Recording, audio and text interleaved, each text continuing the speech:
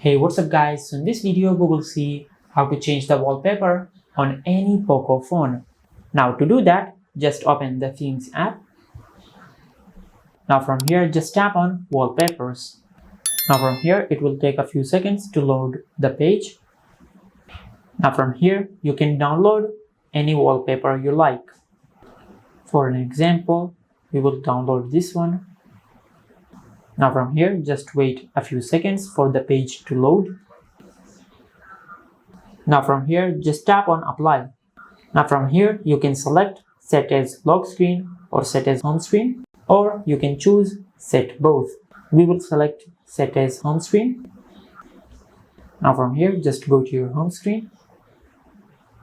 Now as you can see, this is how you can change the wallpaper on any Poco phone. If you found this video helpful, please like the video and subscribe to our channel and hit the bell icon to get notified when we upload a new video.